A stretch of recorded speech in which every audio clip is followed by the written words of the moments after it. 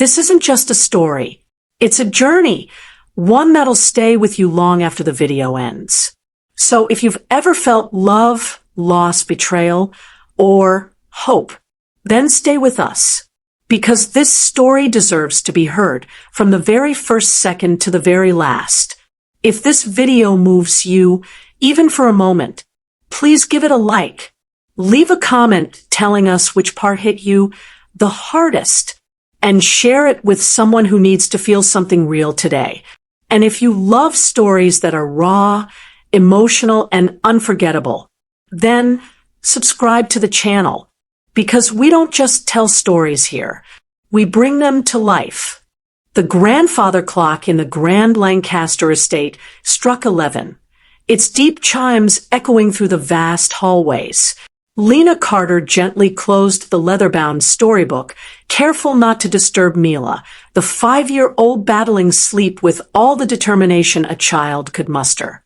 Just one more story, Miss Lena, Mila pleaded, clutching her favorite teddy bear, blue eyes shimmering with hope. Her golden curls spilled messily across the silk pillowcase of the king-size bed. Lena shook her head, brushing a gentle hand through the little girl's soft locks.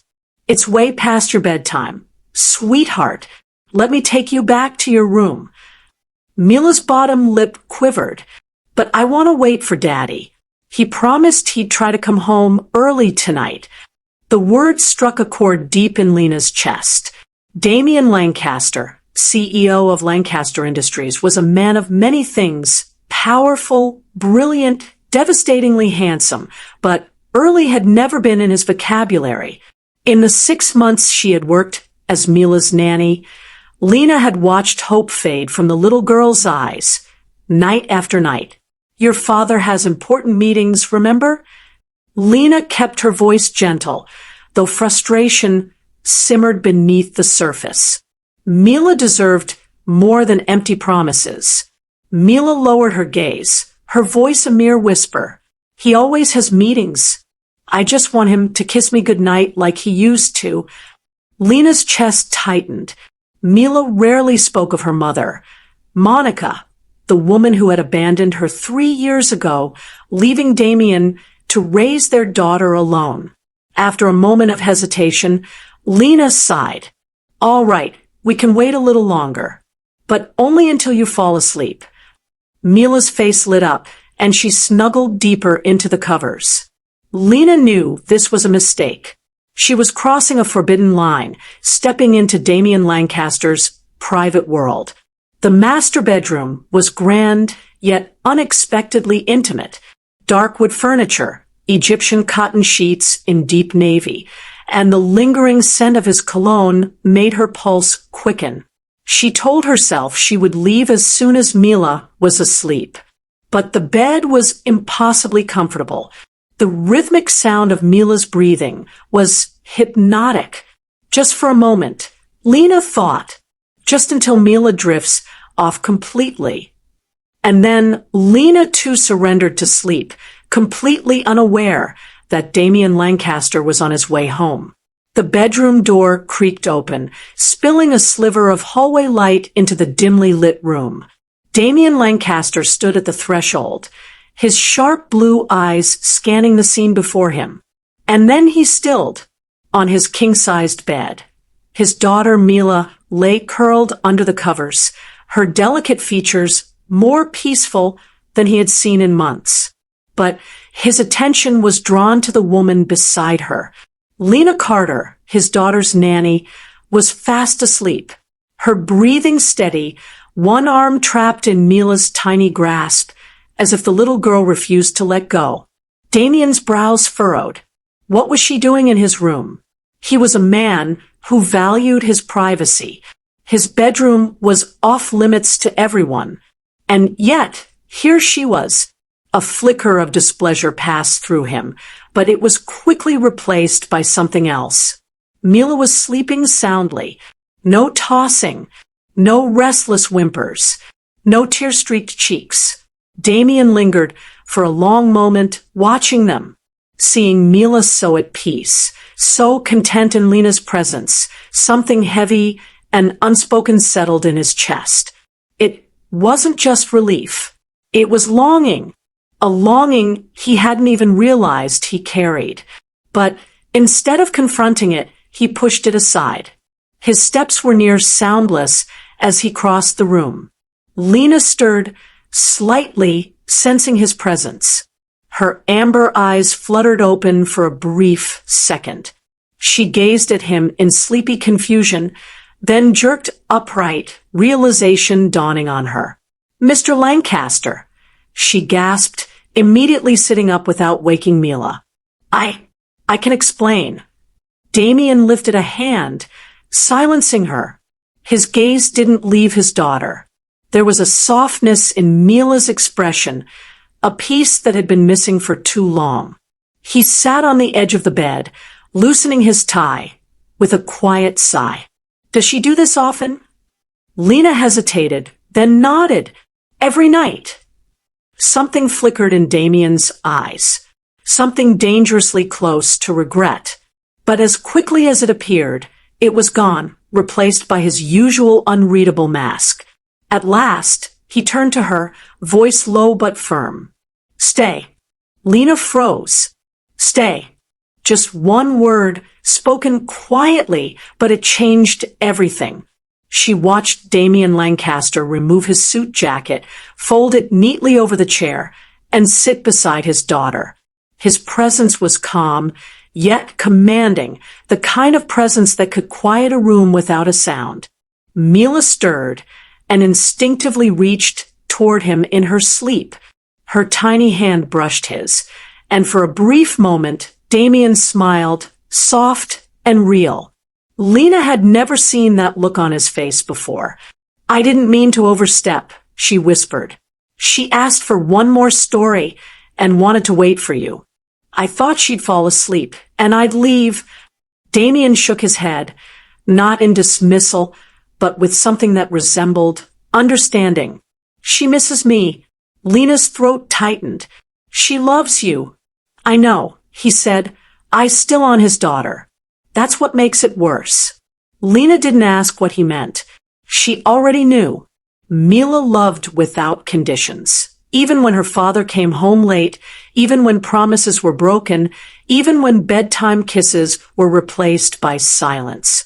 "I'm trying," Damien said softly, "but I don't know if it's enough."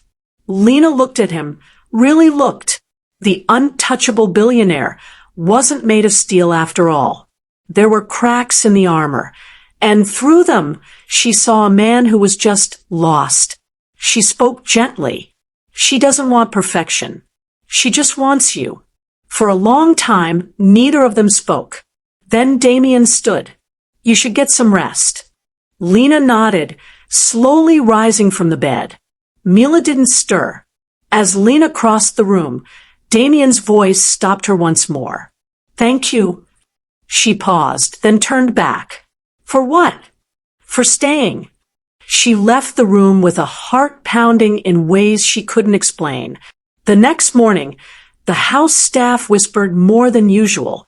Lena caught a few raised eyebrows, a few too long glances. It didn't take a genius to know what they were thinking.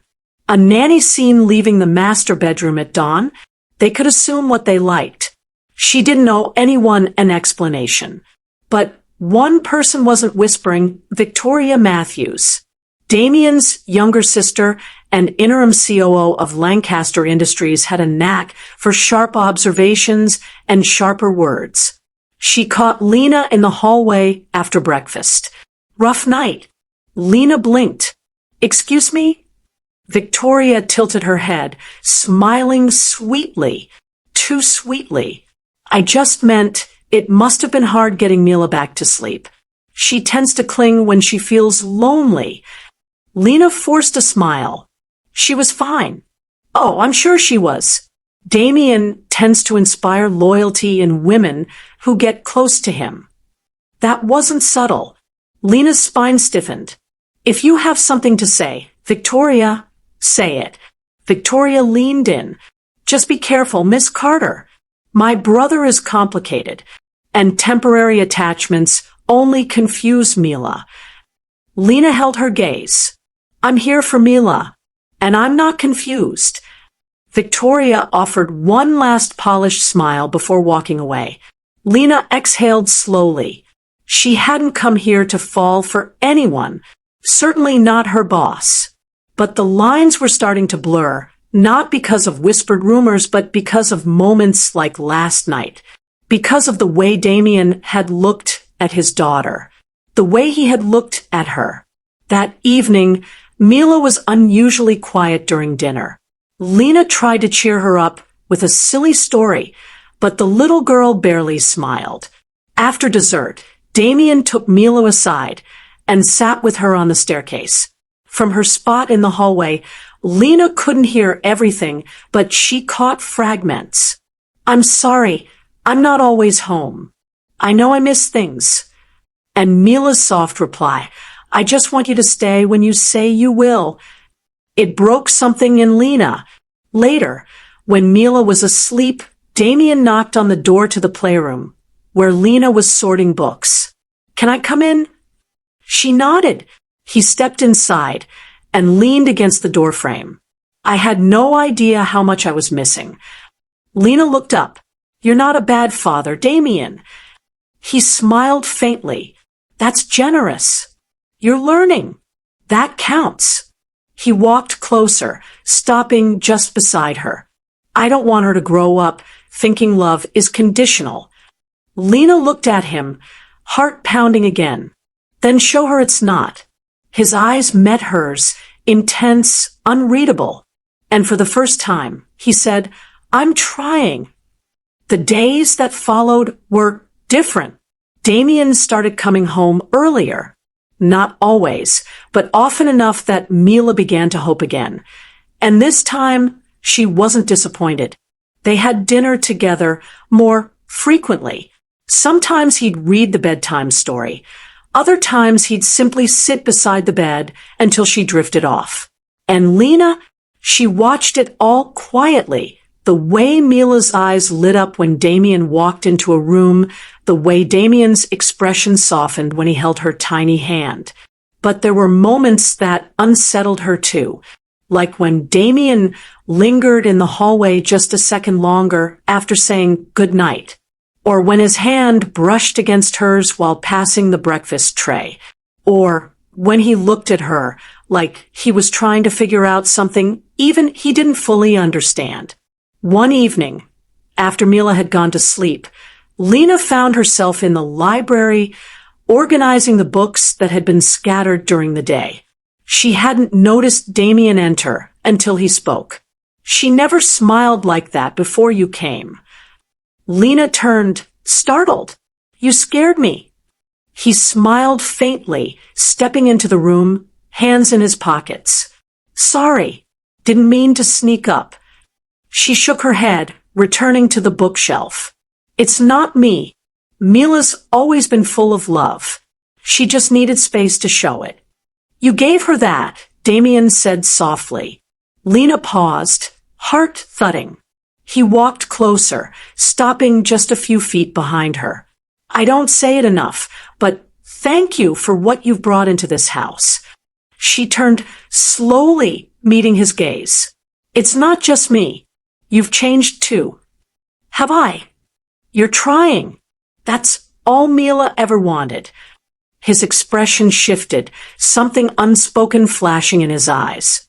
I want her to grow up knowing she's enough, he said. That she's not too much, not too loud, not too sensitive.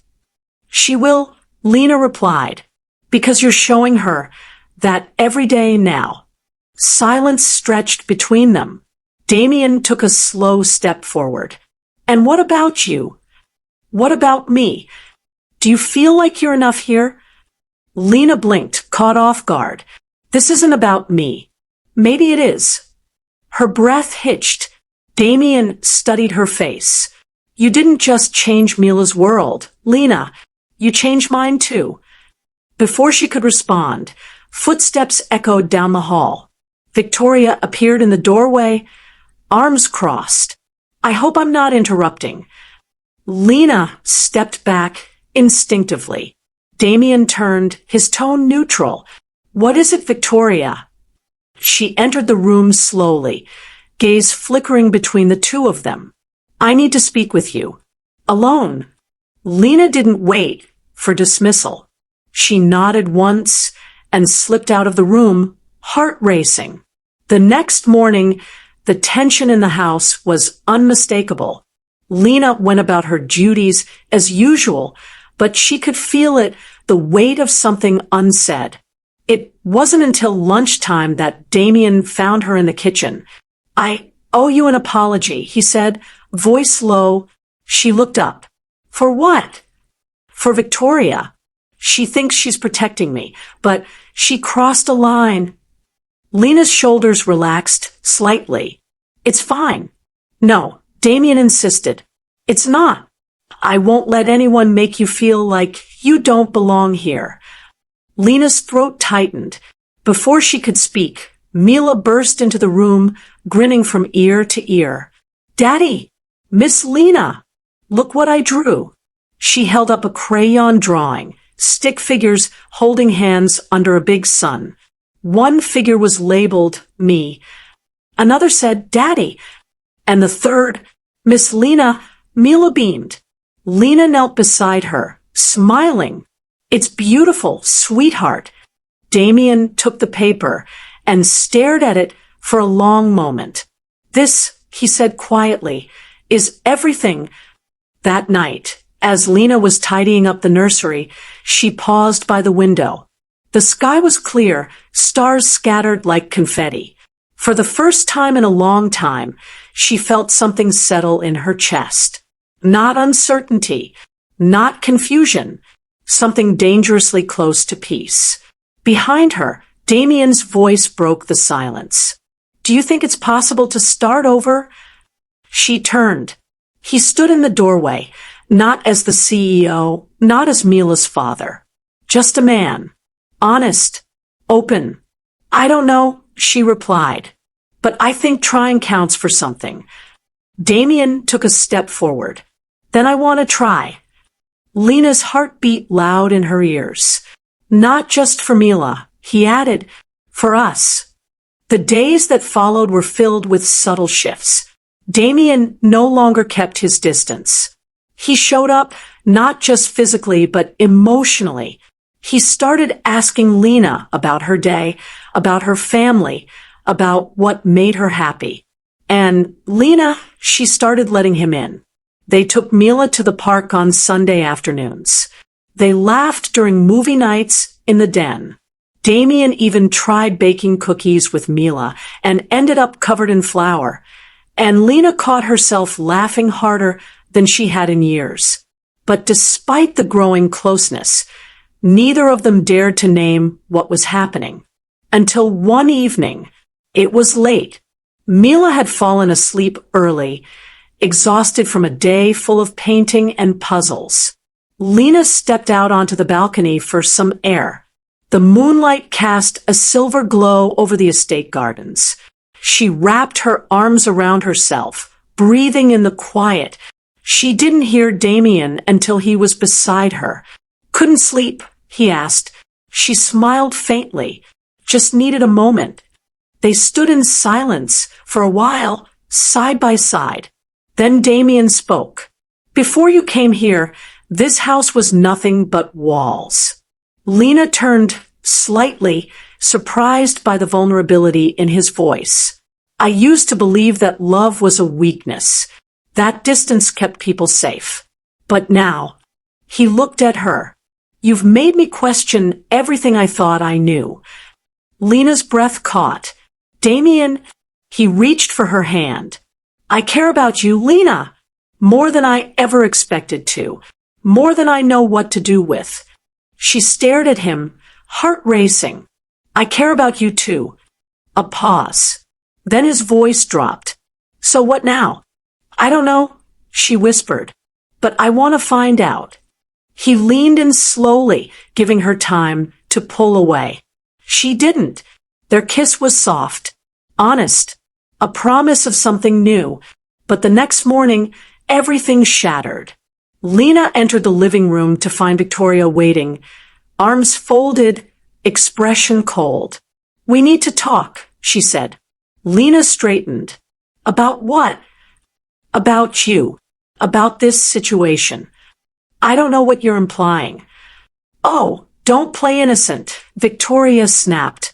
"You think just because Mila adores you and Damien's lonely, you've earned a place here?" Lena stiffened.